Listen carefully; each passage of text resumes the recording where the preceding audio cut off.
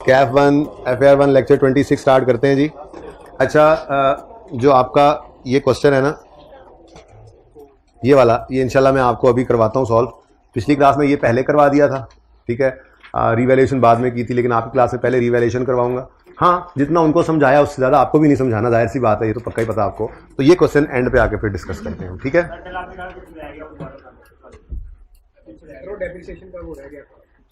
वो भी बता दूंगा, लेकिन एंड पे, फिलहाल अभी नहीं छेड़ना, अभी बिल्कुल नहीं तंग करना मुझे। अभी आपने ये एग्जाम्पल पढ़नी है, देखें example 1। An individual started a business with 100 in cash in 2015। Profit for 2015 69 है और प्रॉफिट फॉर 2016 85 है। बस बाकी डाटा कोई नहीं है, सिर्फ इतना सा डाटा ही मैंने ये बनाया, ठीक है।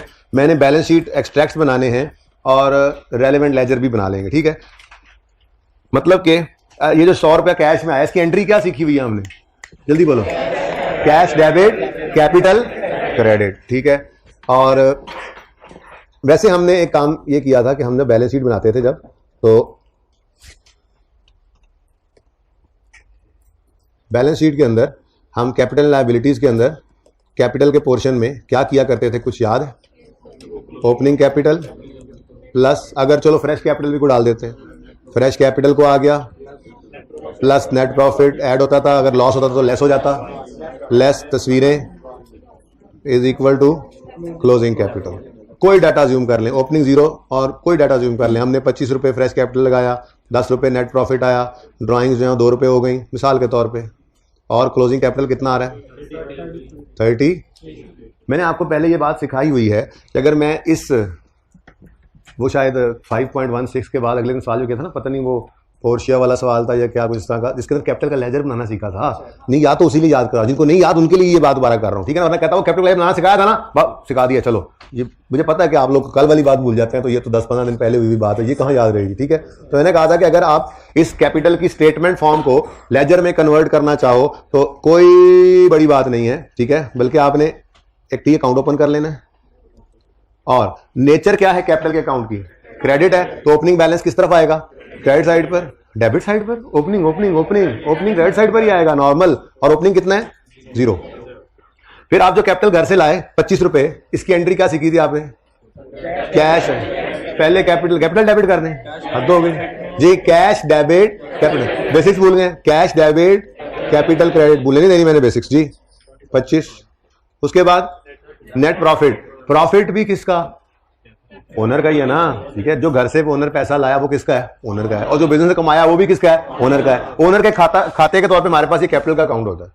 जो कुछ लेन देन होता है ओनर का, देखो ना, ओनर का लेन देन क्या है, जो घर से लाया वो उसको वापस करने हैं, जो बिजनेस से कमाए वो उसको वापस करना है, जो निकाल कर ले गया है वो वापस करने वालों में डाल देते हैं, यानी कि माइनस कर देते हैं इसमें। तो खाता होता है ये कैपिटल का अकाउंट, ये ओनर का खाता ही होता है, ठीक है ना। तो प्रॉफिट अगर आया है तो उसने भी कैपिटल को क्या करना है, बढ़ाना है, यानी क्रेडिट करना है। देखो प्लस हुआ, ठीक है, उधर जा दो जी। कैपिटल के अंदर क्या हो रहा है, नेट प्रॉफिट कैपिटल के अंदर क्या हो रहा है, तो देखो हमारे स्टेटमेंट में ऐड हो रहा है, ये देखो प्लस, ठीक है। तो जो भी चीज कैपिटल के अकाउंट में, जो भी चीज प्लस वाली होगी उसने क्रेडिट साइड पे आना है, और जो भी चीज माइनस वाली होगी उसने डेबिट साइड पे आना है, जाहिर सी बात है, ठीक है। तो नेट प्रॉफिट कितना 10 रुपए, तस्वीरें 2 रुपए, और क्लोजिंग बैलेंसिंग फिगर जी 33। कोई बात, दोनों बातों में कोई फर्क है, इधर स्टेटमेंट फॉर्म के अंदर लिखा हुआ है हमने बस, और दूसरी तरफ लेजर, ठीक है। तो ये थोड़ी सी हमने रिवीजन की कि ये लेजर हमें बनाना आता है कैपिटल का। तो मैं अपना कैपिटल का लेजर बनाऊंगा अपने इस डाटा से, ठीक है। तो 2015 और 2016 के लिए मैंने बैलेंस शीट एक्सट्रैक्ट बनाने हैं, तो 2015 और 2016 के लिए मैं कैपिटल का अकाउंट बना लेता हूं, ठीक है जी। कैपिटल अकाउंट बड़े ध्यान से देखना है आपने, पहले बनाएंगे 2015 के लिए जी। इंडिविजुअल स्टार्टेड बिजनेस इन 15 है, तो फिर ओपनिंग तो हो गया 0। अब 2015 का प्रॉफिट कितना आया 69, तो प्रॉफिट आ गया, नेट प्रॉफिट या प्रॉफिट 15 का 69। फिर बस वो घर से लाया था, हाँ घर से लाने वाले भी तो इस साल में आने थे, क्या बात है आपकी, व्हाट टॉक इज योर,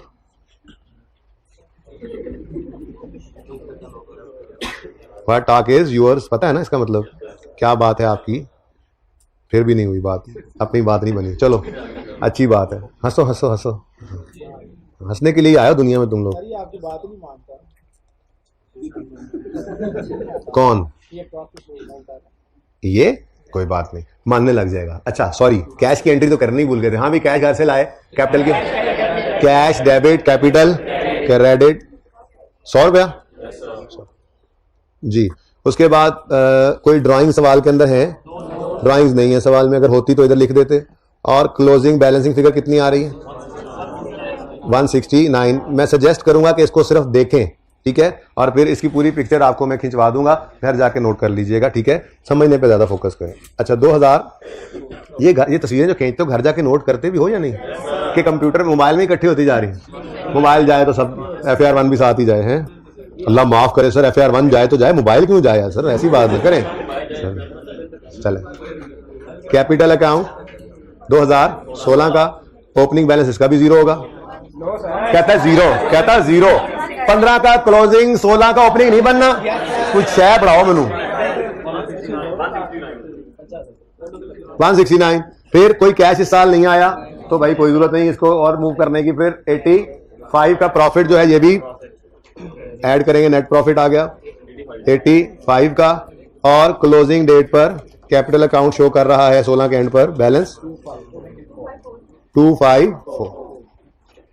अब जनाबे वाला मैं बनाता हूं आप लोगों के लिए बैलेंस शीट, लेकिन एक्सट्रैक्ट्स बनेंगे सिर्फ, ठीक है। और ईयर एंड अज्यूम करते हैं हम 31 दिसंबर है, ठीक है ना। तो 31 दिसंबर 2016 पहले रख देते हैं और 15 बाद में। Equity and sorry capital and, ये सारी बातें अभी आ रही हैं, ठीक है ना, स्टेप बाय स्टेप जी। कैपिटल एंड लायबिलिटीज के पोर्शन में फिर कैपिटल होता है, और कैपिटल के अंदर वो जो हम किया करते थे opening capital plus net profit less drawings, अब वो करने की जरूरत नहीं है। अगर हमने लेजर बना लिए हैं तो फिर कैपिटल अकाउंट में बस ये कैपिटल के पोर्शन में बस ये कैपिटल ही आ जाएगा। 2015 का क्लोजिंग 169 होगा, 2016 का क्लोजिंग 254। यानी अगर हम लेजर बनाएं तो फिर बैलेंस शीट के अंदर हमें वो लेजर स्टेटमेंट फॉर्म में बनाने की जरूरत नहीं रह जाती ना, फिर वो काम जो कर लिया हमने, ठीक हो गया, डन। ये कुछ चीजें जो अड़ी फंसी हुई थी वो भी अब आहिस्ता आहिस्ता सॉल्व होने ज़हन में आता था। लेजर बने तो क्या होगा बैलेंस शीट में, तो समझ आने लगती है चीजें आहिस्ता आहिस्ता ना, वक्त के साथ साथ ही समझ आती है। अच्छा जी, अब एग्जाम्पल नंबर 2 है मेरी। Example 2, assuming other data remaining, बस वो पिछली क्लास में लिखी है ना, तो बस ऐसे तरह अंग्रेजी आगे पीछे माफ कर देना। मतलब कहने का मेरा ये था एग्जाम्पल 2 में कि all data is same as example 1, बस फर्क क्या है, अज्यूम करो कि ये इंडिविजुअल नहीं है, कंपनी है। प्यारे बच्चों, हमने FAR 1 के अंदर कंपनी की काउंटिंग सीखनी है, इंडिविजुअल की भी कुछ सवाल आ जाते हैं, ठीक है, और मजे की बात है कोई फर्क भी कोई नहीं है, ठीक है, बेस तो वही है, देखेंगे अभी हम, ठीक है। Assuming in case of company, अगर कंपनी के केस में हम ये काउंटिंग करना चाहें तो कैसे करेंगे, तो उसको देख लेते हैं जी। सबसे पहली बात, 2 बातों का सिर्फ ख्याल रखना है। पहली बात, इंडिविजुअल ना एक ही होता था, अकेला से अकेला, ठीक है। कंपनी के अंदर एक से ज्यादा ओनर्स होते हैं, एक ओनर नहीं होता, ठीक है, सैकड़ों हजारों भी हो सकते हैं। जागते रहना, 5 साढ़े दिन रहना, बड़ी इंपॉर्टेंट गल। रीवैल्यू शुरू हो गई है, तुम्हारी आंखें बंद हो रही हैं टोपी वाले भाई,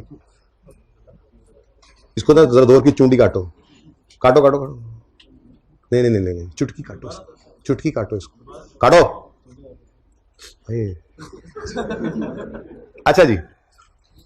अच्छा जी, मैं याद कर रहा था कि कंपनी के केस में ओनर एक नहीं होता, एक से ज्यादा होते हैं, सैकड़ों हजारों हो सकते हैं, और हर बंदा कैपिटल के अंदर अपना शेयर डालता है, ठीक है ना, अपना हिस्सा डालता है। इसलिए कंपनी के केस के अंदर हम कैपिटल को शेयर कैपिटल कह देंगे, बस इतना फर्क पड़ जाएगा। क्या कहेंगे? शेयर कैपिटल, ठीक है। एक बात तो ये होगी।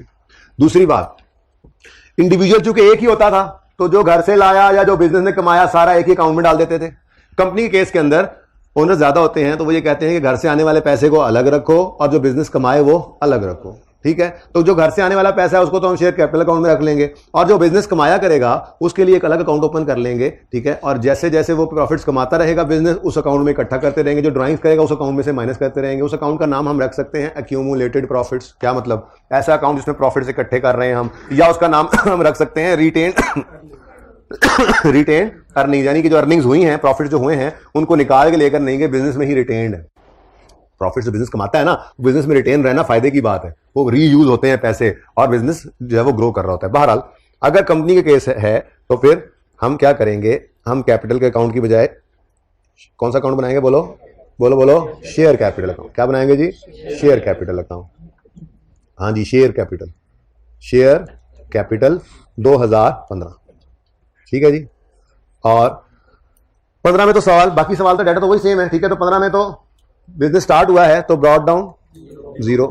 अब घर से जो पैसा लाया उसकी एंट्री, बस उसकी एंट्री इतनी सी बदली है, कैश डेबिट कैपिटल क्रेडिट करने की बजाय हम क्या कर रहे हैं? Cash debit share capital credit. ये बात बड़ी इंपॉर्टेंट है, ये जो आज नोट करोगे ना यहां से तस्वीर बनाकर, ये घर पे जाकर रजिस्टर पे जरूर लिख लेना। मैं कई बार इसको रेफर करूंगा और मैं फिर आपको कहा करूंगा जरा ओपन करें रजिस्टर में लेक्चर 26 अपना, वहां पे देखें हमने ये बात की थी। जरा आ जाओ इधर, मैं ये इसीलिए मैं लिखवा रहा हूं ताकि वक्त जरूरत सनद रहे और काम आए। ठीक है ना, तो ये मैंने रेफर करना है, फिर उस वक्त ये ना कहना सर हमने तस्वीर खींची थी वो तो गई, ये आज लाजमी नोट कर लेना जी। तो एंट्री बोले cash debit share capital credit 100 से। ठीक है, और बस क्यों? क्योंकि जो बिजनेस ने कमाया है उसके लिए अलग अकाउंट मौजूद है, तो इसको क्लोज कर दें। फिर इसका क्लोजिंग बैलेंस आ गया 100 रुपए घर से लाया था, ये अलग नजर आ रहे हैं। ठीक है, उसके बाद जो बिजनेस ने कमाए उसके लिए अलग अकाउंट ओपन करेंगे। नाम उसका एक्यूमुलेटेड प्रॉफिट्स भी रख सकते हैं, रिटेन्ड अर्निंग्स भी रख सकते हैं। हम रिटेन्ड अर्निंग्स लिखा करेंगे, सवाल के अंदर नाम और भी आ सकते हैं, पता तो होना चाहिए। एक्यूमुलेटेड प्रॉफिट्स या रिटेन्ड अर्निंग्स, जा गए हैं ना सब? ठीक है, तो रिटेन्ड अर्निंग्स का लेजर बनाते हैं जी। पहली बार देख रहे हैं हम रिटेन्ड वाली अर्निंग्स, ये 2000। रिटेन का मतलब ही समझ आ रहा है ना, जो अर्निंग्स हुई है बिजनेस की और बिजनेस के पास ही रिटेन्ड है, निकाल के लेकर नहीं गया। इस अकाउंट में ना प्रॉफिट्स इकट्ठे होते रहते हैं, हर साल प्रॉफिट आता रहता है, इकट्ठा होता रहता है। जो निकाले ना तो सारे इकट्ठे होते रहेंगे, इसमें नजर आता रहेगा। सारी जिंदगी में बिजनेस में जितने प्रॉफिट्स कमाए वो उस अकाउंट में नजर आ रहे होंगे रिटेन अर्निंग। ठीक है, तो ब्रॉड डाउन कितने? सोच में पड़ गए हो, बिजनेस 15 में शुरू हुआ है तो प्रॉफिट कहां से आ जाने हैं पहले से? ओपनिंग, खुदा का खौफ करो। ठीक है, हाँ, लेकिन इस साल में प्रॉफिट्स हुए हैं कितने? 69 के, तो वो प्रॉफिट्स यहां पर क्रेडिट कर देना। कैपिटल अकाउंट में क्रेडिट करने की बजाय अलग अकाउंट ओपन किया, उसमें क्रेडिट कर दिए। सही है। अच्छा, अगर कोई तस्वीरें होती तो वो इसी अकाउंट के अंदर डेबिट करते, सॉरी ड्राइंग्स होती तो यहीं पर डेबिट करते, पर ड्राइंग सवाल के अंदर मैंने रखी नहीं थी, तेजी में एग्जांपल बना दी बस, जो चीजें आ गई, लेकिन ड्राइंग्स की जगह तो रख ली ना। ठीक है, अच्छा, कंपनी केस में ना ड्राइंग्स को डिविडेंड भी कहते ही डिविडेंड है, पर वक्त आने पर इसको डिविडेंड कह लेंगे, फिलहाल रहने दो, जितनी जरूरत है ना फिलहाल उतनी चीज सीखते जाए। ठीक है, तो क्लोजिंग बैलेंसिंग कितना आ गया? 69। ओके, नेक्स्ट ईयर आएगा 2016 का साल आएगा और शेयर कैपिटल का अकाउंट उसी तरह से बनेगा और रिटेन्ड अर्निंग्स का अकाउंट भी उसी तरह से बनेगा। ठीक है जी, share capital of 2016, retained earnings of 2016। ठीक है जी, ओपनिंग 0, अच्छा 100, और कोई घर से पैसे मजीद लाया है, तो जब घर से कोई पैसे नहीं ना आएंगे तो ये वाला जो अकाउंट है ना, ये वाला अकाउंट, ठीक है, इसमें कोई मूवमेंट नहीं आया करेगी, ये क्लोजिंग वही 100 आ गया। ठीक है, ओके। अच्छा, उसके बाद रिटेन्ड अर्निंग्स का जो अकाउंट है, इसका ओपनिंग बैलेंस क्या होगा? जो 31 दिसंबर 15 तक बिजनेस ने प्रॉफिट्स कमा लिए हुए थे, ठीक है, वो 1 जनवरी 16 वो निकाल के लेके भी नहीं कर रहा। देखो रिटेन्ड, ये देखो ड्राइंग 0 थी तो 69 रिटेन्ड पड़े थे प्रॉफिट्स, ये 69 के रिटेन्ड प्रॉफिट्स क्लोजिंग डेट पर हैं, ये अगले पीरियड में ओपनिंग बन जाएंगे। ठीक है, तो ओपनिंग 69। इस साल मजीद प्रॉफिट्स कुछ कमाए हैं बिजनेस ने, इज हैं 85। कोई ड्राइंग्स हैं जी? नॉट इज, नहीं है, 0, तो क्लोजिंग 150। ठीक है, अब एक्सट्रैक्ट्स बना लेते हैं जी, बैलेंस शीट के एक्सट्रैक्ट्स इसलिए कि पूरी बैलेंस शीट तो बना नहीं रहे हम। ठीक है, 2016 31 दिसंबर ईयर रिज्यूम किया 2015। ठीक है, अच्छा, कंपनी के केस में हम शेयर कैपिटल एंड रिजर्व्स कहते हैं, या इसको इक्विटी कह लेते हैं। क्या चीज? इक्विटी का मतलब वही है कि ओनर का खाता सारा, इसने जो घर से लाया वो भी आया करेगा, जो बिजनेस ने कमाया वो भी आया करेगा। ठीक है, और भी 1-2 चीजें इसके अंदर आएंगी, यानी कि हेडिंग बन जाती है असल में इक्विटी एंड लायबिलिटीज। जहां हमने कैपिटल लायबिलिटी लिखा था ना, अब वो जरा ब्रॉड नाम ले लिया, इक्विटी एंड लायबिलिटी। इक्विटी के अंदर सिर्फ शेयर कैपिटल नहीं होता, बल्कि रिटेन्ड अर्निंग्स भी होती हैं, बल्कि आने वाले दिनों में 1-2 चीजें और भी ऐड हो जाएंगी आपके सिलेबस की हद तक, और FY2 में 1-2 और चीजें ऐड हो जाएंगी। ठीक है, तो इक्विटी का मतलब वही कैपिटल ही है, इक्विटी का मतलब कैपिटल ही है। ब्रॉड मीनिंग है कि कैपिटल घर से आने वाला पैसा और अर्निंग्स अलग अलग रखी हुई है, तो अलग अलग को बहरहाल इक्विटी ही कहते हैं। घर से लाए जाए बिजनेस कमाए, ओनर का ही है, हेडिंग बना दी इक्विटी, ये है ओनर का खाता, ओनर पेबल टुवर्ड्स ओनर है, किसी भी शक्ल में हो, घर से लाया कैश है या बिजनेस ने कमाया प्रॉफिट है। ओके, तो इक्विटी के अंदर लिखा हुआ आ रहा होगा कैपिटल की बजाय शेयर कैपिटल जी, 100 रुपए और 100, 10 रुपए 10 रुपए 10 रुपए वाला वो 100 रुपए, ठीक है जी। और पक्की बेचने आया हूं ना मैं, रिटेन्ड अर्निंग्स पहले साल के एंड पर 69, दूसरे साल के एंड पे 154। अच्छा जी, वैसे जरा गौर फरमाइए ना, अगर तो 169 दोनों का टोटल उस 169 के बराबर ही है, ठीक है। 254 ये 254 ही है। हमने और कुछ नहीं किया, बस कैपिटल के लेजर को हमने तोड़ दिया है दो लेजर्स में, शेयर कैपिटल और रिटेन्ड अर्निंग्स, ठीक है। अगर इसको आप नोट करना चाहें तो कर लें। एक मिनट, सॉरी, मैं ऊपर वाली हेडिंग में नहीं लिख रहा एग्जाम्पल 1 और 2, आपको पता है लाइन के उस तरफ एग्जाम्पल 1 है, इस तरफ एग्जाम्पल 2 है, ये इसलिए इस तरह से ताकि आपको मैक्सिमम इसकी रेजोल्यूशन मिल जाए, इससे ज्यादा जूम नहीं हो सकता। बस ये लाजमी नोट कर लेना, ये बहुत इंपॉर्टेंट कॉन्सेप्ट है, बार बार हम इसको रेफर करते रहा करेंगे। ओके,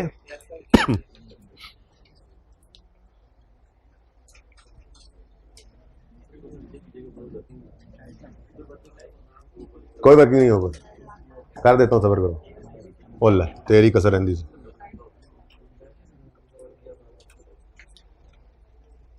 जी, खींच ले तस्वीर। पहली तरफ एग्जांपल 1 है, लाइन की तरफ एग्जांपल 2 है, वहां इंडिविजुअल की अकाउंटिंग है, यहां कंपनी की अकाउंटिंग है। तो मुश्किल तो नहीं लगा? अकाउंटिंग में कुछ मुश्किल नहीं है सचमुच।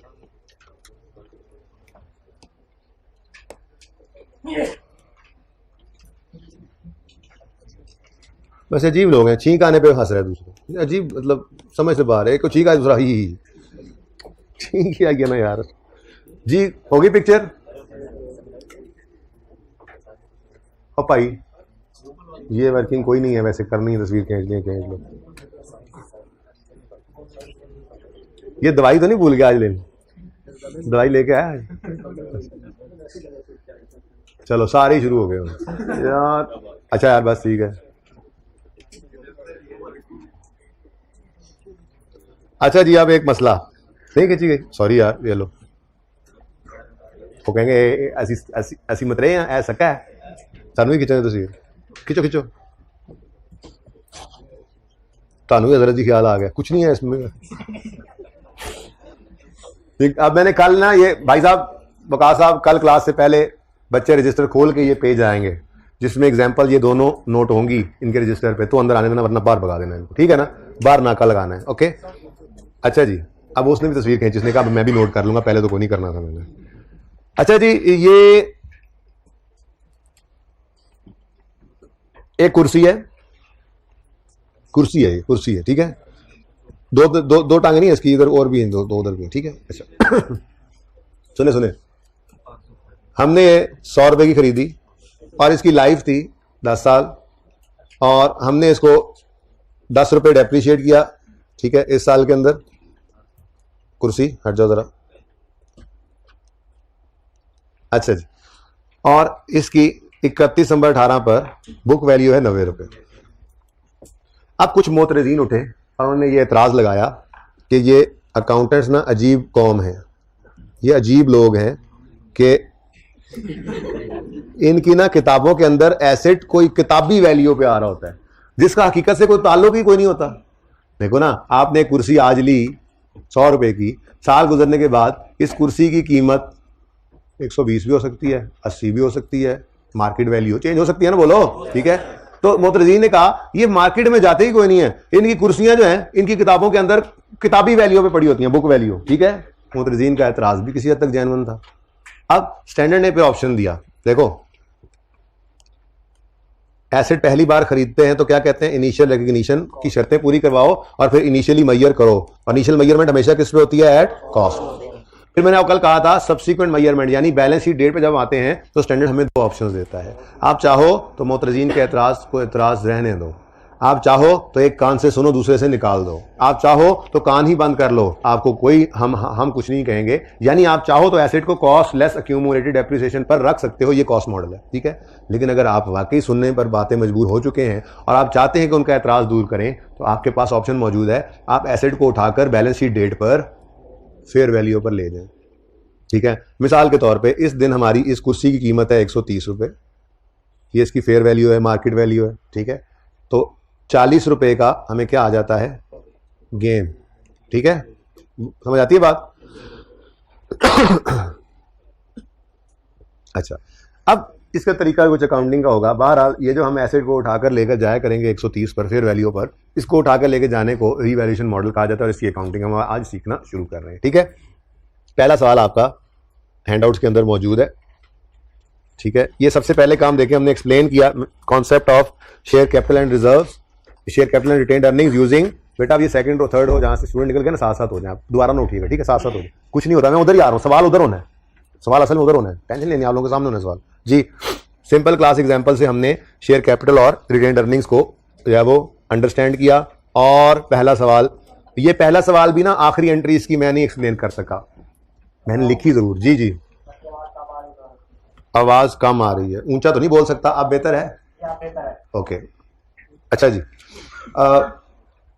मैं ये आज कर रहा था कि आखिरी एंट्री इस 2 लाइन के छोटे से सवाल के अंदर भी मैं एक्सप्लेन नहीं कर सका, मैंने जस्ट उसको राइट कर दिया और बच्चों को कहा कि देखें हमने जो सवाल आज शुरू करना है ना, कल अगला सवाल यहीं से स्टार्ट से शुरू करना है, परसों भी हमेशा क्लास के अंदर रिवीजन में सवाल यहीं से शुरू होगा जैसे आज शुरू हो रहा है, ठीक है ना। तो बातें बार बार बार इतनी दफा रिपीट होंगी कि आपको गहरी नींद से भी कोई उठाकर पूछेगा तो आप रिवीजन की एंट्रीज बोलेंगे इंशाल्लाह, लेकिन पहले दिन सारा काम हो नहीं सकता, ठीक है ना। मैंने तकरीबन 20 से 25 मिनट में जितना हो सका इसको एक्सप्लेन करना है और फिर वो क्वेश्चन नंबर 4 भी तो भी रहता है, वो आपके साथ डिस्कस भी करना है, ठीक है। तो company x purchased a building costing 100 million on यकम जनवरी 15, इट्स यूजफुल लाइफ इज 20 साल, इट इज रीवैल्यूड ऑन, वो तो बाद की बात है ना, 15 का साल तो कुछ नहीं ना हुआ, 15 का साल तो सब ओके है, रावी चैन ही चैन लिख रहा है, ओके। पास कहता है करो जर्नल एंट्रीज और प्रिपेयर करो लेजर, अच्छा जी ठीक है, सब करेंगे जी, बिल्कुल करेंगे, इसीलिए तो आए हैं, दे दें भाई मुझे। तो आज पहला सवाल हम रिवैल्यूएशन का स्टार्ट करते हैं और रिवैल्यूएशन के सवाल के लिए एक वर्किंग हम मस्ट किया करेंगे, ठीक है। और वो वर्किंग कोई नई वर्किंग नहीं है, डे 1 से ही आपको उसके फॉर्मेट में मैंने डाल दिया था, वो जिसमें cost less डेप्शन book value, less डेप्शन book value, less डेप्शन book value करते नहीं है, हर सवाल ही मैंने वैसे करवा दिया था आपको। स्ट्रेट लाइन की डेफिनेशन सिखाई, उसी वर्किंग पे सिखा दी, रिड्यूसिंग बैलेंस की सिखाई, उसी पे सिखा दी, चेंज इन एस्टिमेट का सवाल कराया, उसी पे करवा दिया, ठीक है ना। तो आज रिवैल्यूएशन कर रहे हैं, फॉर्मेट वही है हमारा, ठीक है, बार बार थोड़ी फॉर्मेट चेंज किए जाते हैं, कैसे चीजें याद रखें, ठीक है ना। तो सबसे पहले हम जो वर्किंग किया करेंगे उसका फॉर्मेट, लेकिन अभी जज्बाती होकर ना बना लें, 1 मिनट रुक जाएं जरा, फॉर्मेट पहले वही है, आगे 2 कॉलम जरा ऐड होने उसकी जगह छोड़नी है, तो प्लान करवा लें पहले, ठीक है। डेट, डिस्क्रिप्शन, और वैसे तो एसेट का नाम लिखा हुआ है बिल्डिंग, लेकिन मैं ना 2 से 3 दिन सिर्फ एसेट ही लिखना चाहूंगा ताकि आपको जनरली ये एंट्रीज याद हो जाएं, फिर सवाल में जो एसेट का नाम हुआ करेगा हम भी वही लिख लिया करेंगे और एंट्रीज में वही यूज कर लेंगे, ठीक है, फिलहाल में, ठीक है। उसके बाद asset, then dash and dash, अच्छा इन 2 डैशेज में से ये वाली डैश तो आज यूज ही नहीं होनी, ठीक है ना, ये खाली रह जाएगा खाना, लेकिन ये मुकम्मल फॉर्मेट है आपका FAR1 तक, FAR1 तक ये मुकम्मल फॉर्मेट है रिवैल्यूएशन का। FAR2 के अंदर इसके आगे 2 और कॉलम ऐड होते हैं, ठीक है ना, तो फिर इसको पक्का करना जरूरी है, ठीक है ना। अच्छा, तो फिलहाल तो इतनी ही वर्किंग होगी हमारी, आपके आधे सफे के ऊपर ये वर्किंग पूरी हो जाएगी, ठीक है।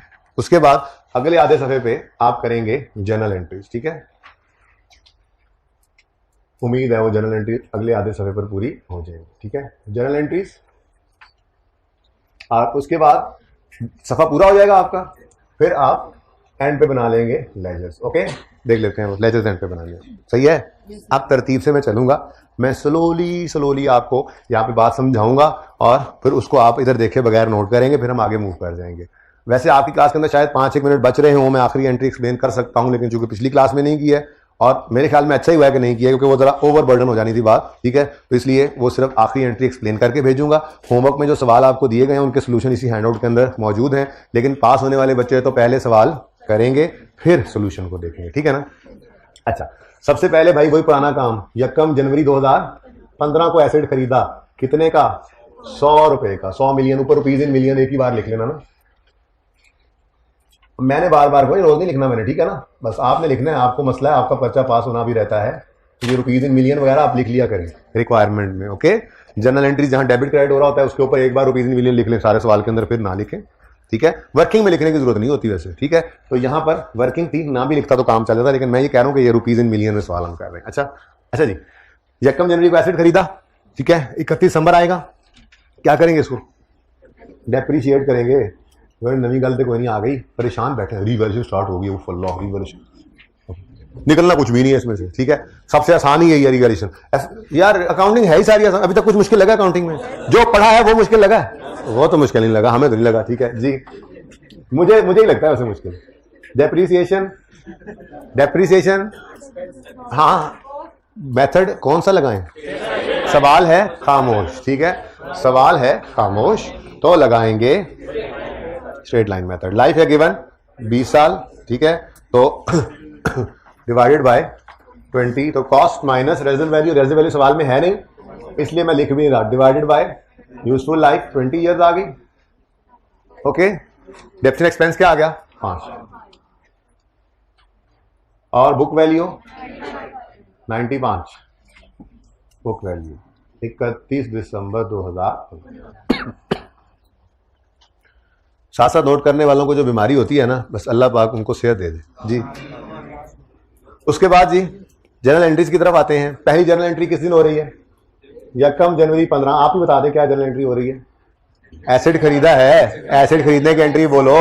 Asset debit cash credit, asset debit cash credit कितने से? 100 से, ठीक है जी। इसकी नरेशन आप लिखेंगे जब, तो लिखेंगे क्या बताएं? एसेट परचेज, बस ठीक है। ओके, नेक्स्ट 31 दिसंबर 2015 आएगा, तो डेप्रीशिएट कर रहे हैं एसेट, एंट्री बोल दें depreciation expense debit accumulated depreciation कितने से? 5 से, और ये साल क्लोज, तो अगले साल में जाके हो रही है, ये साल क्लोज।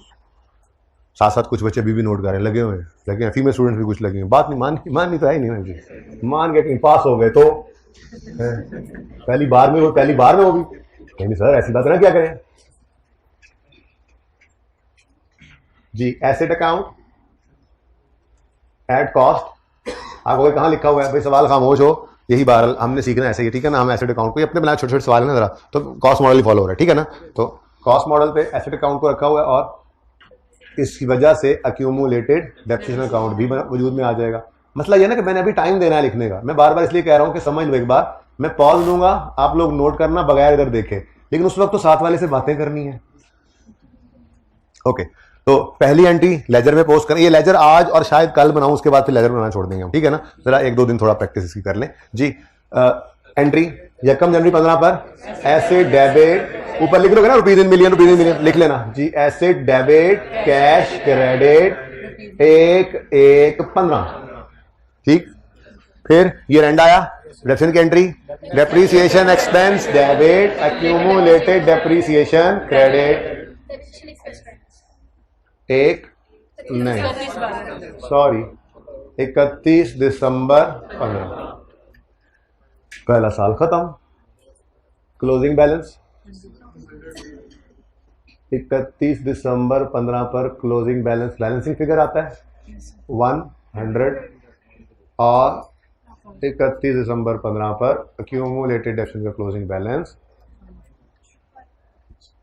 5। सर ऐसे ही आपने इतने रोला डाला हुआ था, आया तो कुछ है नहीं नया। हाँ सही है, यहाँ तक कर लो बगैर बोर्ड पे देखे, प्लानिंग पहले बता दिया आपको। हाफ सफ़े तक वर्किंग हो जाएगी, पहला सवाल है छोटा सा ही है बस, ठीक है। और अगले हाफ पे एंट्रीज आ जाएंगी, और उससे अगले सफ़े पर यहाँ पे जो एंट्री पूरी आएंगी, थोड़ी लाइनें छोड़ी हैं आपने। चलें चलें मैनेज कर लीजिए। टोटल नंबर ऑफ एंट्रीज होनी है 1 2 3 4 5 6 एंट्रीज करनी है हमने, और नरेशन वगैरह लिखने के लिए कोई 5-6 लाइनें छोड़ लें। सबकी नहीं भी लिखनी तो किसी एक आध की 2-3 लाइनों में लिखनी पड़ सकती है नई एंट्री की, तो 10 लाइनें तो खाली हों कम से कम जनरल एंट्रीज के लिए। 7-8 लाइनें वर्किंग के लिए छोड़ दें, 10-12 लाइनें जनरल एंट्रीज के लिए छोड़ दें।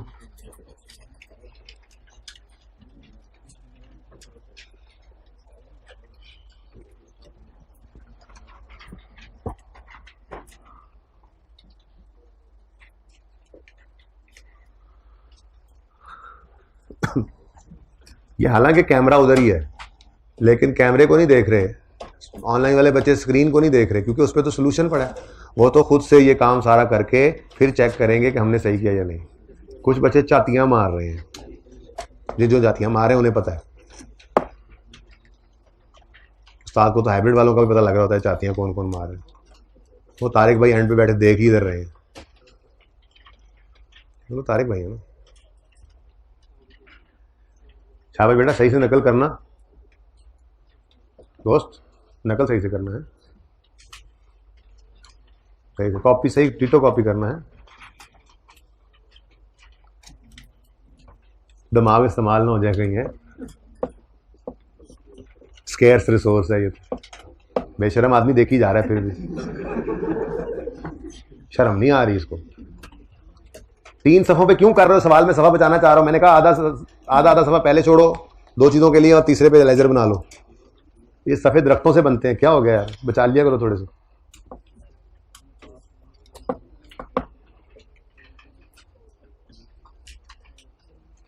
जी कितने बच्चे कर चुके इतना काम? माशाल्लाह। बाकियों को पता नहीं क्या मसला है, सुस्तियों के मारे हुए।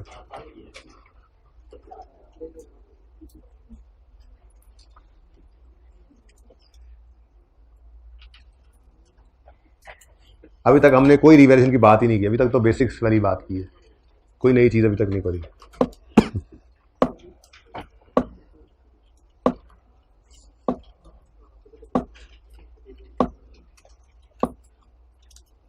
ये देखो, इसने साथ साथ नहीं किया था, मैंने खुद देखा था और इसने कर लिया।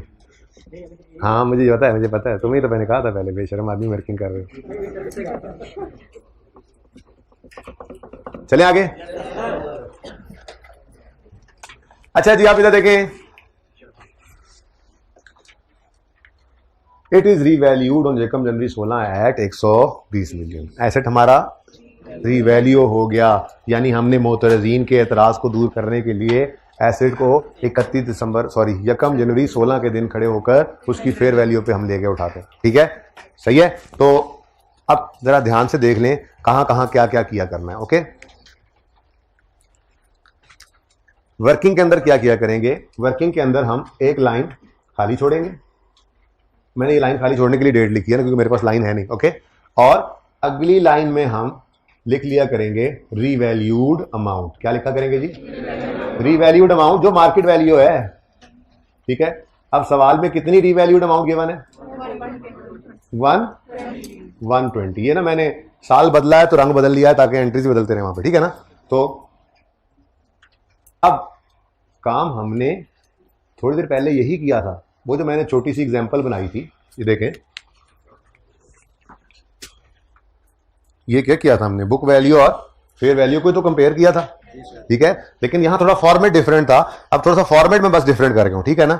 मैंने आपको क्या कहा है, वर्किंग के अंदर हमने एक लाइन को खाली छोड़ना है और अगली लाइन में लिखना है रीवैल्यूड अमाउंट को। उसकी वजह यह कि ये सवाल आगे चलाना भी होता है ना हमने। ठीक है, अच्छा, अब एसेट 95 से उठकर 120 पर आ गया तो कितना डिफरेंस है?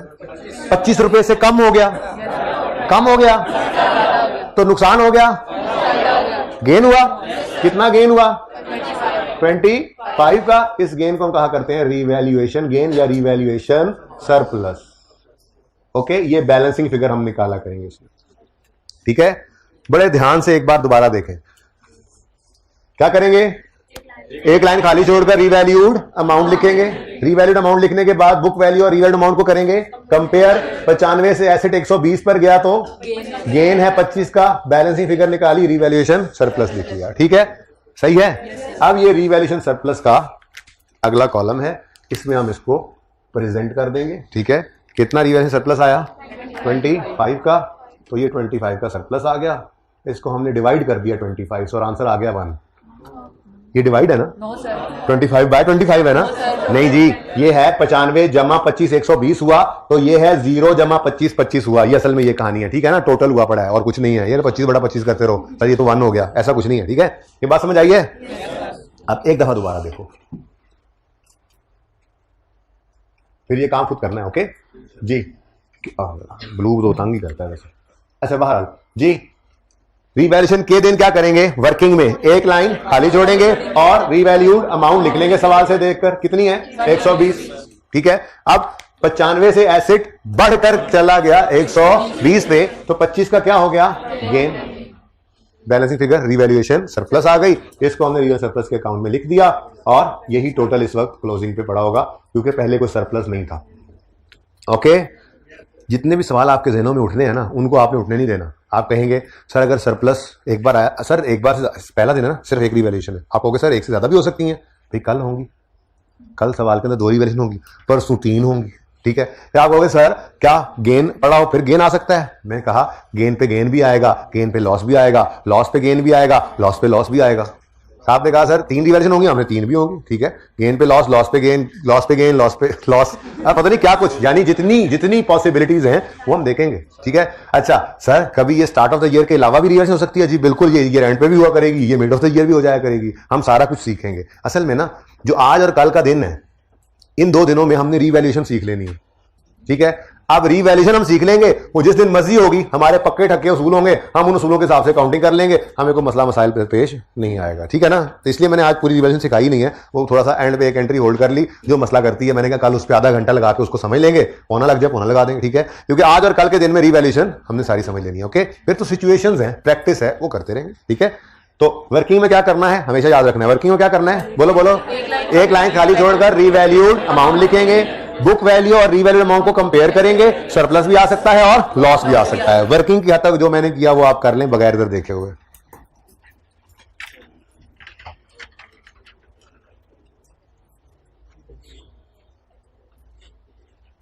इधर नहीं देखना बोर्ड की तरफ, नीचे दिखे, नीचे दिखे। मैं खड़ा हूं इसे उधर उधर बहाने से मेरी तरफ देखे, मैं तुम्हारे लिए भी खड़ा हूं, मैं असल में खड़ा ही तुम्हारे लिए हूं।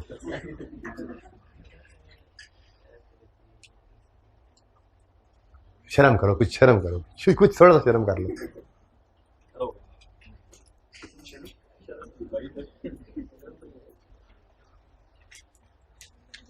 ये ना खाम खा के, ये भी खाम खा के खौफ है, पता नहीं गलत ना लिख दें, ये भी कैरी करते हैं आप लोग पर्चे तक।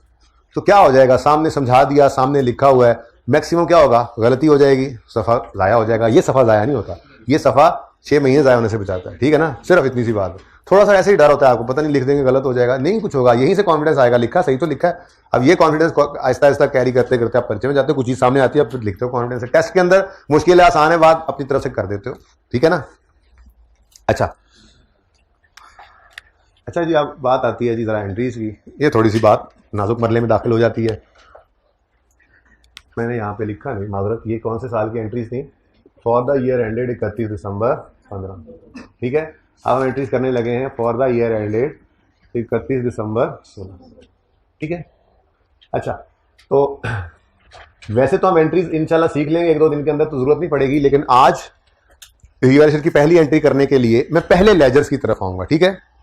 वर्किंग में जो करना था कर लिया ना, तो अब कुछ ना करें, आप थोड़ी देर रुक जाएं। सबसे पहला काम 16 शुरू होते ही क्या करते होते हैं जी, क्लोजिंग बैलेंसेस को ओपनिंग बनाते हैं।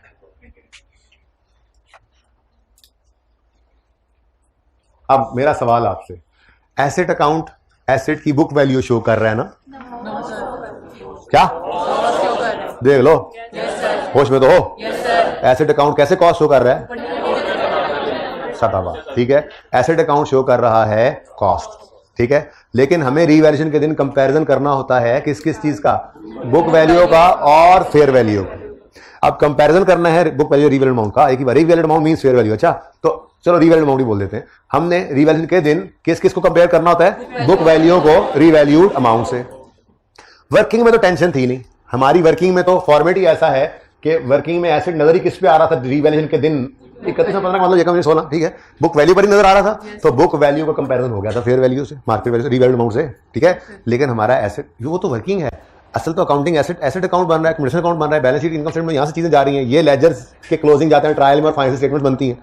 असल तो हम लड़ाई यहाँ पे है, ठीक है। अब एसेट अकाउंट के अंदर पड़ी हुई है एसेट की कॉस्ट, ठीक है, और हमें चाहिए एसेट बुक वैल्यू पर, ताकि हम इस दिन 1 जनवरी 16 पर हम उस बुक वैल्यू को कंपेयर कर सके फेयर वैल्यू से, ठीक है, रिवैल्यूड अमाउंट से। अब ऐसा क्या करें कि ये 100 रुपए का एसेट बुक वैल्यू शो करने लग जाए एसेट अकाउंट? आज तक 1 जनवरी 16 पे हम कह रहे हैं कि एसेट अकाउंट कॉस्ट पे पड़ा है, हम कह रहे हैं यकम जनवरी 16 पे ना ये एसेट बुक वैल्यू शो करे, तो क्या करो, यकम जनवरी 16 तक की डेप्रीसिएशन जो इकट्ठी हुई पड़ी है उसे इस अकाउंट में से निकालो, इस अकाउंट को खाली कर दो, उंडेल दो इस अकाउंट के अंदर। क्या मतलब, ट्रांसफर कर दो एक्यूमुलेटेड डेप्ट अकाउंट के जितना बैलेंस पड़ा है उसको एसेट अकाउंट में, ताकि बुक वैल्यू पे ट्रांसफर करना है तो कैसे करेंगे, ये क्रेडिट नेचर का अकाउंट है, इसको खाली करने के लिए करेंगे डेबिट, ये खाली हो गया, यहां से इसको डेफिसिट को निकाल कहां फेंकना है, एसेट अकाउंट में, तो यहां से हुआ डेबिट, एसेट अकाउंट में हो गया क्रेडिट। तो चेक करके देखते हैं एसेट अकाउंट बुक वैल्यू पे बुक वैल्यू शो करने लग जाएगा, एसेट हमारा बुक वैल्यू पर नजर आने लग जाएगा। ठीक है, चलो पहले एंट्री करते हैं, फिर अगली बात करता हूं जी। एंट्री बोलो, एक्यूमुलेटेड डेप्रीसिएशन का अकाउंट डेबिट और एसेट का अकाउंट क्रेडिट। यहां पे क्या लिखा आपने, एक्यूमुलेटेड डेप्रीसिएशन किस दिन, यकम 16 तक की। अब देखो बुक वैल्यू शो कर रहे हैं, ठीक है। यहां पे क्या लिखा आपने, एसेट में फेंक दिया इसको हमने किस दिन, यकम जनवरी 16 पर, और ये नील हो गया।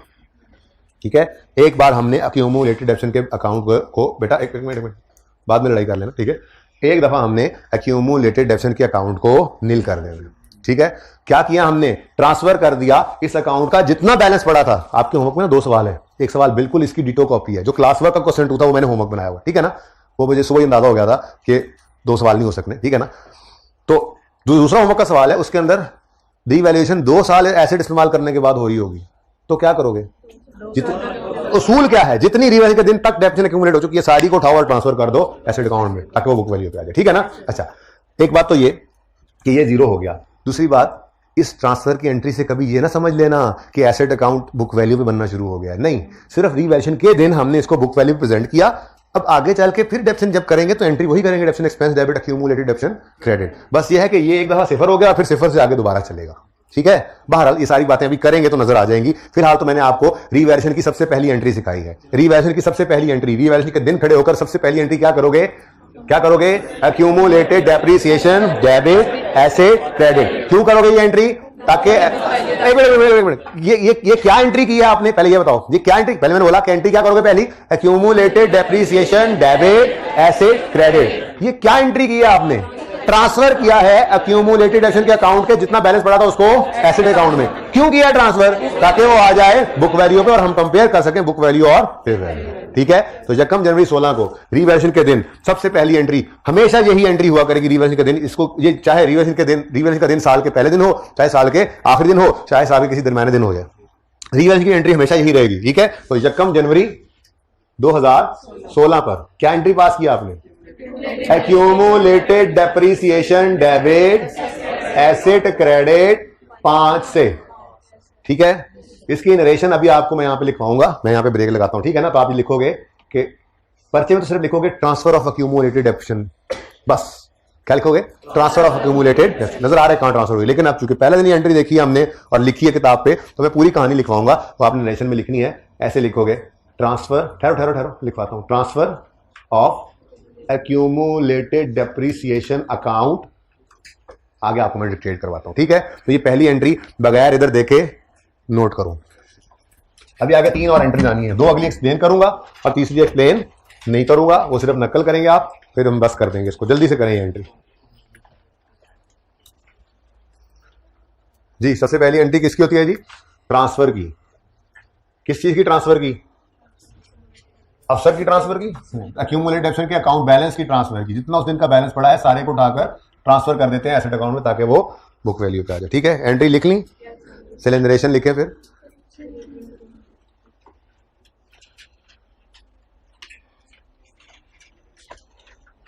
जी। रीवैल्यूएशन का ईयर एंड 31 दिसंबर 16 है, लेकिन इसमें साल के पहले ही दिन क्या इवेंट हो रहा है, यकम जनवरी 16 पर रीवैल्यूएशन हो रही है। और रीवैल्यूएशन के दिन खड़े होकर सबसे पहली एंट्री क्या कर रहे हो, accumulated depreciation debit asset credit. अब इसका नरेशन लिखो, ये क्या किया आपने, लिखो ट्रांसफर ऑफ एक्यूमुलेटेड डेप्रीसिएशन, क्योंकि आपको तो सुबह रात वाली बात भूली होती है, ठीक है ना। तो फिर ये लिख लो, अभी समझ आ रहा है लेकिन कल को नहीं याद रहता, ठीक है। ट्रांसफर ऑफ एक्यूमुलेटेड, इसी तरह से नरेशन ही बढ़ाते जाना, ठीक है ना। आगे 2-3 लाइनों में लिख लेना हमेशा, transfer of accumulated depreciation account balance, account के जितना बैलेंस पड़ा है, ठीक है। Transfer of accumulated depreciation account balance to asset account, क्यों to bring asset account at its book value, fair value ने भाई, बुक वैल्यू, टू ब्रिंग, जिसने भी कहा to bring asset account at its book value. पर्चे में इतनी narration नहीं लिखनी, पर्चे में सिर्फ क्या लिखोगे, ट्रांसफर ऑफ एक्यूमुलेटेड डेप्शन, बस। ठीक है, दोबारा सुनो, ये क्या एंट्री है जी, accumulated depreciation debit asset credit. क्यों है ये एंट्री, ये क्या किया हमने, transfer of accumulated depreciation account balance to asset account to bring asset account at its book value. ठीक है, बस काफी है। क्यों किया वैसे ये काम, ये तो पता लग रहा है ना, ताकि ये बुक वैल्यू पे आ जाए एसेट अकाउंट और फेयर वैल्यू से कंपेयर करके सरप्लस या लॉस निकाल सके। कोई मसला? नेक्स्ट एंट्री जी, अब जब एसेट अकाउंट बुक वैल्यू पर आ गया तो सरप्लस होगा या लॉस होगा। ठीक है, या सरप्लस होगा या लॉस। यहां पर नजर नहीं आ रहा था, ये ट्रांसफर की एंट्री होती है, नजर नहीं आया करेगी, कल देखेंगे। ठीक है, उसकी वजह कि हम ये वर्किंग में तो वैसे ही एसेट बुक वैल्यू पड़ा है। ठीक है, बहरहाल हम एसेट अकाउंट को बुक वैल्यू पे ले आए, अब कंपैरिजन हुआ पड़ा है वर्किंग के अंदर, या सरप्लस होगा या लॉस होगा, उसकी एंट्री करेंगे। आज वाले हमारे सवाल के अंदर क्या है, सरप्लस है। सरप्लस कितना आ रहा है जी, 25। देखो 95 से ये वर्किंग ना आपको एंट्री भी सिखाया करेगी। ठीक है ना, खुद ही एंट्री बताया करेगी कैसे एंट्री करनी है। बहरहाल एसेट है, एसेट की नेचर डेबिट, तो इसमें बढ़ने का मतलब डेबिट और कम होने का मतलब क्रेडिट होता है। एसेट 25 से बढ़ रहा है या कम हो रहा है, गेन आया तो एसेट क्या हुआ है, बढ़ा है। एसेट का बढ़ना डेबिट, तो एसेट अकाउंट हो गया डेबिट कितने से, 25 से। ठीक है, अभी नोट ना करना, ये गलत, मैंने पहले गलत एंट्री करनी बता रहा हूं मैं। ठीक है, तुमने सीधा कर लिया था बॉल पॉइंट, 2-4 बच्चों ने कर लिया था, 5-6 ने, बल्कि हाइब्रिड में 2-3 ने कर लिया था। नहीं माननी बात, ठीक है जी, बात बस माननी नहीं है, फिर पास हो गए तो जी। एसेट अकाउंट डेबिट 25 से, और गेन आया, बोलो गेन, तो गेन तो जाते हैं कहां, प्रॉफिट एंड लॉस में। ये प्रॉफिट एंड लॉस के अंदर क्रेडिट कर दिया हमने 25। ठीक है, अच्छा अब जरा कहानी पूरी सुनना। प्रॉफिट्स के अंदर ये 25 ऐड हुआ, हो गया ऐड होने के बाद वो नेट प्रॉफिट लॉस अकाउंट के अंदर गेन गया ना, वहां पे ऐड हुआ ये प्रॉफिट, नेट प्रॉफिट के अंदर ऐड हुआ, बोलो ये गेन ऐड हो गया, वहां से निकल कर आया यहां रिटेन्ड अर्निंग्स में, बोलो। और ये क्लोजिंग बैलेंस देखा शेयर होल्डर्स ने, अब देख के कहा, डायरेक्टर्स होते हैं डायरेक्टर्स, ठीक है, वो संभाल रहे होते हैं कंपनी को, बड़े शेयर होल्डर्स, ठीक है, छोटे शेयर होल्डर्स ने कहा इकट्ठे किए जाओ, कब्र में लेके जाना, हमारे घर में चूल्हा नहीं जल रहा, पैसे बांटने का तुम नाम ही नहीं ले रहे हो, हमने पैसे इन्वेस्ट किए हैं, इसीलिए किए थे कि हलाल बिजनेस में करें, हमें भी कुछ किचन चलाने के लिए खर्चा चाहिए, कुछ पैसे बांटो, डिविडेंड मांगते हैं। ये प्रॉफिट जो कंपनी ने कमाए हैं, ठीक है, इसकी distribution share holders bill demand करते हैं। अब मुझे ये बात बताएं, क्या ये 25, केड़ा 25, ये वाला 25, क्या ये 25 हमने कमा लिया है, कमा लिया, मैंने ऐसे है नहीं क्या वो कमा लिया दूसरा, ठीक है ना, क्या ये हमने कमा लिया है, ये हमने कमा लिया है, बोलो।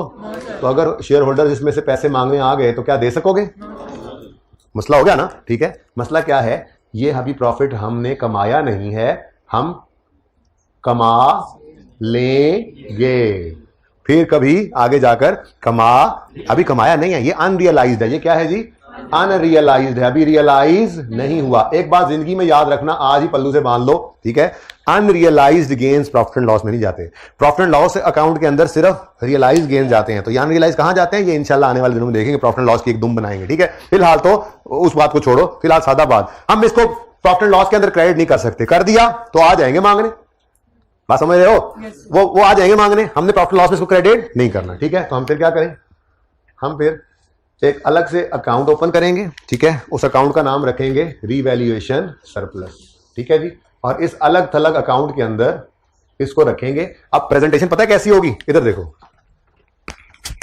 ये देखो, ये जो हमारी बैलेंस शीट होगी ना, इस बैलेंस शीट के अंदर ही ये रिटेन्ड अर्निंग्स के नीचे एक नया अकाउंट, एक नया लाइन आइटम ऐड होगा जिसका नाम होगा रेवोल्यूशनरी सरप्लस, अच्छा रीवैल्यूएशन सरप्लस, और वो जो अमाउंट होगी वो यहां पर नजर आएगी। अब इससे होगा क्या फायदा, जरा सोच के बताओ, क्या फायदा होगा, क्या फायदा होगा इस प्रेजेंटेशन से, क्या फायदा होगा, बता दो हैं, इक्विटी बढ़ जाएगी, बड़ा फायदा दसे है, मैंने जो इतनी रात को सारी हीराना सुनाई उसका फायदा ही कोई नहीं हुआ, इक्विटी बढ़ जाएगी।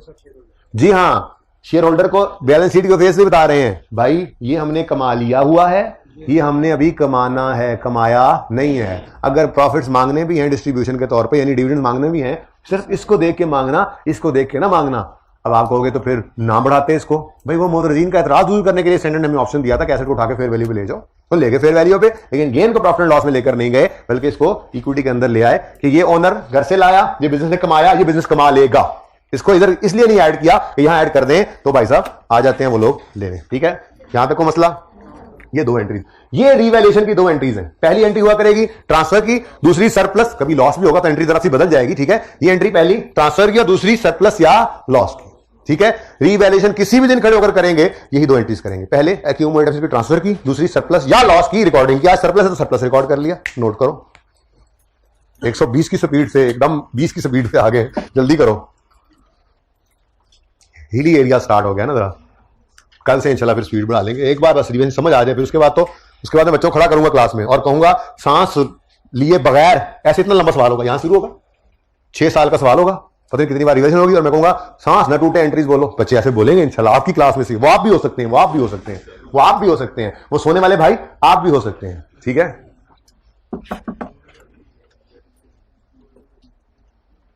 तूने बड़ा कोना संभाला हुआ उधर है ऐसन, समझ आती है तो वहां बैठ के? आपस की बात है, मुझे भी वैसे एंड पे बैठ के समझ आया करती थी। कल से पीछे बैठने का नहीं, हर बच्चे का अपना हिसाब किताब होता है। मैं दीवार के साथ बैठा करता था, मुझे वहां से समझ आती थी। कभी मुझे उस्ताद तंग करने के वजह से आगे उठाते तो मुझे समझ नहीं थी आती। कुछ बच्चों को पीछे बिठा दे, उनको समझ नहीं आती। तो ये डिफरेंट होता है, जो जहां पे कंफर्टेबल वहीं बैठ के पढ़ा कर। जी यहां तक को मसला। अच्छा, अब नई बात थोड़ी सी,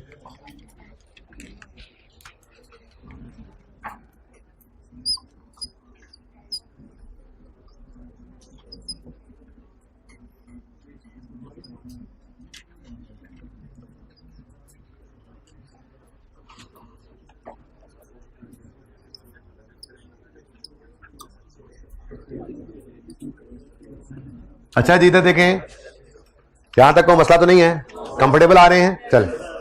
चले बस अगले 5 मिनट भी कंफर्टेबल रहेंगे। आखिरी एंट्री की समझ नहीं आनी, वो मैंने समझानी नहीं है। ठीक है, वो बस इसलिए मैंने करवा देनी है कि आप होमवर्क में भी वो 2 सवालों में वो परफॉर्म करके आ जाए, किसी ना किसी हद तक आपको वो याद हो जाए। कल उस पर आधा घंटा कम से कम लगेगा उस आखिरी एंट्री को समझाने में, फिर इंशाल्लाह समझ आ जाएगी। ठीक है, बाबा शुरू तो कल भी यहां से करेंगे सवाल, बस कल 2 रिवैल्यूएशन वाला सवाल होगा। एक में लॉस का प्रॉफिट आएगा, दूसरे में लॉस आ जाएगा। ठीक है, तो देख लेते हैं उसको। फिलहाल मुझे ये बताओ, अब जो एसेट रीवैल्यू हो गया, तो क्या मैं ओरिजिनल कॉस्ट को लेकर डेप्रिसिएट कर सकता हूं? अच्छा, रेजल वैल्यू अगर रिवाइज हो जाती तो क्या ओरिजिनल वैल्यू को लेकर चल सकते थे? ये तो चेंज इन एस्टीमेट जैसी कहानी नहीं बन गई। उसमें बस ये होता था कि कॉस्ट की बजाय हम लिखते थे रिवाइज्ड बुक वैल्यू। ठीक है, किस दिन जिस दिन एस्टीमेट में चेंज आया। नॉर्मली 1 जनवरी के ऊपर ही आता था, वो तो मैं किसी वक्त लिखवाऊंगा आपको सवाल के अंदर कि चेंज एस्टीमेट जिस दिन मर्जी आए साल के दरमियान, हम उठाकर उसको साल के पहले दिन ही ले जाते हैं। ठीक है ना, बाहर एस्टीमेट चेंज साल के पहले दिन ही आता है नॉर्मल। ठीक है ना, तो चेंज एस्टीमेट जिस दिन आता था उस दिन की बुक वैल्यू उठाते थे। अब ये चेंज एस्टीमेट ना सही रीवैल्यू हुआ है तो भी हम उस कॉस्ट को लेकर तो नहीं डाल सकते। इसका मतलब book value at the rate of change in estimate की बजाय हम यहां पे क्या लिया करेंगे? आप रीवैल्यूड अमाउंट,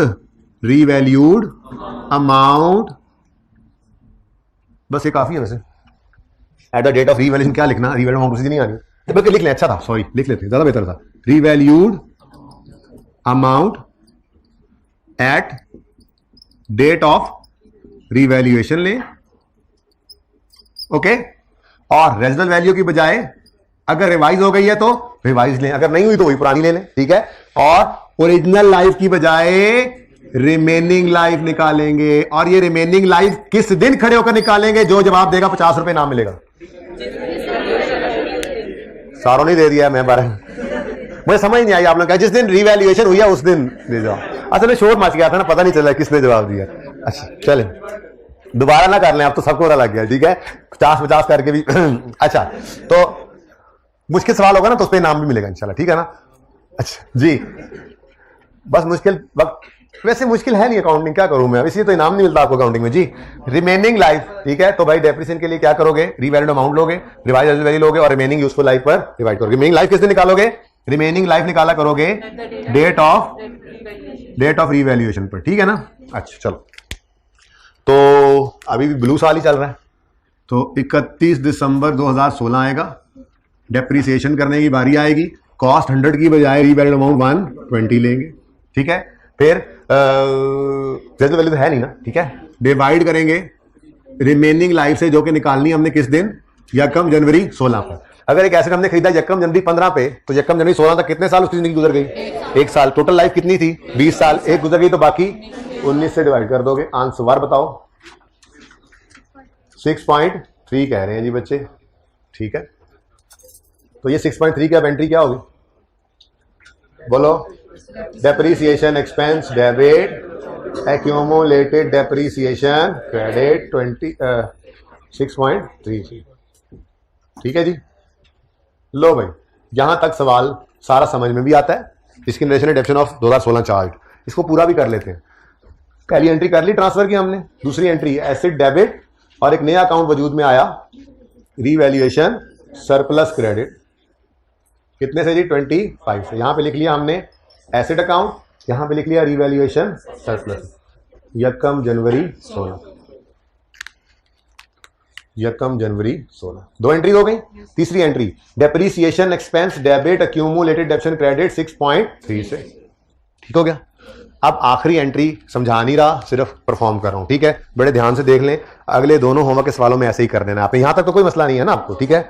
अगली एंट्री क्या करेंगे आप भाई, जो एसेट के साथ किया वही सरप्लस के साथ कर दो। 120 को क्या किया, डिवाइडेड बाय 19 किया ना। ये क्यों कर रहे हैं, क्या है ये सब इंशाल्लाह कल, मैंने बताया इस एक एंट्री पे कल आधा घंटा तो कम से कम है, इससे ज्यादा भी लग सकता है, आधा घंटा तो लगेगा, ठीक है। तो 25 डिवाइडेड बाय 19, जो एसेट के साथ किया वही सरप्लस के साथ भी कर लो। आंसर आ गया 1.3, ठीक है। और इसकी जो एंट्री है वो सिर्फ सुन लो, लिख लो, होमवर्क के सवालों में भी यहीं से देखकर लिख लेना, क्योंकि मैंने अभी समझाई नहीं है, टाइम खत्म हो रहा है। अभी आपको सोल्यूशन भी दिखाना है, वो वाला जो मैंने दूसरे तरीके से आपके लिए सॉल्व किया हुआ, ठीक है। तो क्योंकि मुझे ना वो सोल्यूशन जब सुबह आते हुए देखा तो मुझे लगा कि वो शायद मुश्किल है जो आपको मैंने दिया है ना सोल्यूशन क्वेश्चन 4 का। तो बहरहाल जी एंट्री देखें भाई, 31 दिसंबर 2016 पर 1. देखो 6.3 की एंट्री तो हो गई है ना। 1.3 की एंट्री जो है वो एंट्री होगी रीवैल्यूएशन, ये मैंने पूरा नहीं लिखा, जरा जगह तंग है, रीवैल्यूएशन सरप्लस डेबिट और retained earnings credit, retained earnings credit. अब ये क्या एंट्री है, ये क्या मुसीबत है, हमें इससे क्या, हमने तो यहां से देखकर, हमने उसका नरेशन नहीं लिखा, उसकी जगह भी खाली छोड़ दिया, वो तो मैंने कल लिखवाना है। हमने सिर्फ यहां से देखकर एंट्री लिख ली। किया क्या, ये याद तो हो जाए ना कम से कम दो सवालों में और करके। अच्छे बच्चे तो होते हैं जो पहले क्लास वर्क का सवाल करते हैं यार, फिर होमवर्क का सवाल करते हैं। तो 3 सवाल आप करेंगे, उसके अंदर आप हर सवाल में जो एसेट के साथ किया वो सरप्लस के साथ करेंगे, और हर सवाल में आप एंट्री करेंगे revaluation surplus debit retained earnings credit. तो कल तक आपको ये एंट्री याद होगी, समझा मैं कल दूंगा इंशाल्लाह। आज टाइम खत्म हो गया था वरना समझा देता, ठीक है। अब इधर देखो अकाउंट्स को भी मुकम्मल करें। आखिरी एंट्री जो नहीं समझाई, revaluation surplus debit retained earnings credit, ये अकाउंट बनाना नहीं है, ठीक है। 31 दिसंबर 16, ठीक है। तो क्लोज कर दें अकाउंट्स को, अब क्लोज कर दें करें। एसेट अकाउंट का क्लोजिंग 31 दिसंबर 2016 पर कैरी डाउन कितना है, 120 से अगर ऊपर नीचे होता तो मतलब सवाल गलत था, ठीक है। एसेट को कॉस्ट से उठा के फेयर वैल्यू पे ले आया ना, तो अब asset account fair value show करता रहेगा, ठीक है। तो 120 ही फेयर वैल्यू आ रहा है 120 पे। फिर एक्यूमुलेटेड डेप्रिसिएशन अकाउंट का क्लोजिंग जो है वो 6.3। 6.3 क्यों, एक साल की डेप्शन क्यों, जितनी इससे इस साल के पहले दिन तक जितनी डेप्शन पड़ी थी वो तो सारी ट्रांसफर कर दी थी हमने, तो वो सारी एलिमिनेट हो गई थी, एलिमिनेट कर दी थी हमने डेप्रिसिएशन। उसके बाद इस साल में सिर्फ इसी साल की ही डेप्रिसिएशन पड़ी हुई है, ठीक है। ओके, इस अकाउंट का क्लोजिंग बताओ 31 दिसंबर 16 पर जी 23.7, ठीक है जी। ये बल्कि 23.7 यहां से भी आपको मैच होता नजर आता। आप अगर बुक वैल्यू निकालो, क्या आती है एसेट की बुक वैल्यू, कंप्लीट तो करना है ना इसको, 113.7 और ये 23.7, ठीक है ना। तो ये रीवैल्यूएशन सरप्लस का ही तो लेजर बनाया है, 23.7 ही क्लोजिंग आ रहा है, ठीक है। इसको नोट कर लें, पिक्चर बना लें इसकी। आखिरी एंट्री मैंने एक्सप्लेन नहीं की बच्चों, ये सिर्फ कहा कि जो एसेट के साथ किया सरप्लस के साथ कर लो, ये एंट्री परफॉर्म कर लो, लेजर्स को क्लोज कर लो, ठीक है। क्वेश्चन आप देखेंगे तो होमवर्क वाले क्वेश्चन के सोल्यूशंस आपको अवेलेबल हैं, आप वहां से लेकिन देखेंगे नहीं सोल्यूशन, अच्छे बच्चे हैं ना आपको जी। जी जाहिर है, मैंने कहा कि मैं ये एंट्री कल एक्सप्लेन करूंगा तो करूंगा, और मैं फ्रॉड ला के नस जाना, मैं कितने जा सकता हूं। अच्छा जी, अब जरा कल वाले हैंडआउट को ओपन कर लें जी बेटा। किसकी, वो बाद में लेते हैं, अभी फिलहाल जरा मुझे ये देखा, ये पिक्चर जरा ले लें जी। भाई ये सवाल को जरा जल्दी से देखें एक दफा, इसकी पिक्चर ले लें ये वाली और इसको ट्राई करें। असर अदनान का नाम लेकर डराते हो तुम लोग मुझे हैं।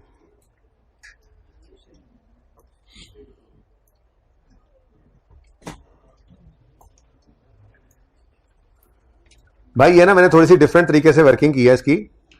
बस ये किया है, इधर देखें, ये किया है मैंने कि इधर देखें, पहले क्या किया हमने, कॉस्ट ऑफ मशीन निकाली, वो 9441 आ गई, 1000 में क्वेश्चन है, देख तो ले एक दफा, देख तो ले एक दफा आपसे, ठीक है जी। कॉस्ट ऑफ मशीन 9441 आ गई, ठीक है। उसके बाद इसकी डेप्रिसिएशन की वर्किंग बिल्कुल वैसे कर ली जैसे हमारा फॉर्मेट है। सवाल में कहीं पे उसने रेडी टू यूज वगैरह कुछ लिखा नहीं हुआ था, तो जिस दिन प्लांट आया है यकम जनवरी 13, उसी दिन मैंने अज्यूम कर लिया ये खरीदा गया, इस दिन से डेप्सिट करेंगे, क्योंकि और कोई डेट गिवन नहीं थी सवाल में, ठीक है। अब मेथड ऑफ डेप्शन था आउटपुट, ठीक है। टोटल एक्सपेक्टेड आउटपुट था 12000, ठीक है। और पहले साल में 2000 चला, दूसरे में 3200, तीसरे में 1400, ठीक हो गया ना। तो हमने 9441 माइनस 175 ये रेजिडुअल वैल्यू थी। सवाल सामने है, सवाल सामने है। कॉस्ट तो निकल आई ना, ये सारा डाटा यूज करके हमारी कॉस्ट निकल आई। उसके बाद ये आखिरी लाइन है जिसके अंदर वो क्या कहता है, ऑन यकम जनवरी 15, पहले मशीन और टोटल लाइफ 12000 थी, 13, 14, 15 में 2000, 3200 और 1400 इस्तेमाल हुए। ये फॉर्मूला सिखाया हुआ है, ठीक है। अब पहले तो यकम जनवरी 15 से पहले वाले 2 साल को देख लेते हैं ना, उनमें क्या हुआ। उनमें कुछ भी नहीं हुआ। देखो, depreciation cost minus reserve value over total hours into hours of the year, total hours into hours of the year, और ये बुक वैल्यू आ रही थी। और फिर इस दिन उन्होंने कहा हमने एक अपग्रेड की है, कल पढ़ा के गया हूं। अगर अपग्रेड हुई है, ठीक है, तो वो तो कैपिटल एक्सपेंडिचर है, उसको एसेट कॉस्ट में क्या करना है, ऐड करना है। साथ ही साथ चेंज इन एस्टीमेट भी हो गया था इसी दिन इस सवाल में। तो हमने वर्किंग इस फॉर्मेट पे रखी। हमने क्या किया, इस दिन खड़े होकर ऐड कर लिया इसको एसेट कॉस्ट में, और ये रिवाइज्ड बुक वैल्यू बन गई 7179। इसके अंदर पुरानी बुक वैल्यू भी पड़ी है, date of change in estimate वाली, और जो हमने अपग्रेड किया वो भी ऐड हो गया, ठीक है। ये टोटल बुक वैल्यू आ गई। अब इससे लाइफ ओरिजिनल वाली नहीं लेनी, चेंज वाली ली, रिमेनिंग लाइफ जो उसने लिखी हुई थी, और मल्टीप्लाई कर दिया जो इतने और से इस्तेमाल हुआ है, तो हमारे पास ये बुक वैल्यू आ गई। अब ये फॉर्मेट इतना जबरदस्त है कि इसने हमारी इनकम स्टेटमेंट बैलेंस शीट एक पल में बनवा दी। कैसे, 1 2 3 डेप्रिसिएशंस, 1 2 3 डेप्रिसिएशंस, ठीक है। बैलेंस शीट में क्या जाता है, एसेट की बोलो बुक वैल्यू, उस मशीन लिखा यहां पर, ये बुक वैल्यू, ये ब्राउन वाली book value, book value, book value, balance sheet में जाना था, उठाकर यहां पर लिख दिया, कोई टेंशन ही कोई नहीं। तो वो ना किताब के अंदर वो जो मैंने हैंडआउट में सोल्यूशन दिया था ना, वो मैंने सुबह आते देखा तो मुझे थोड़ा मुश्किल लगा, तो फिर मैंने ये इस तरह से आपको पिछली क्लास से, आज क्लास से पहले जो है वो पिछली क्लास से पहले कर दिया था सॉल्व, ताकि आप इसको नोट कर लें, एक दफा इसके हिसाब से ट्राई कर लें। समझ नहीं आएगा तो कल मैं फिर समझा दूंगा, ठीक है। ओके, इसकी पिक्चर बनाएं आप। जी जी, तो फिर देखते बेटा, जूम आउट करें,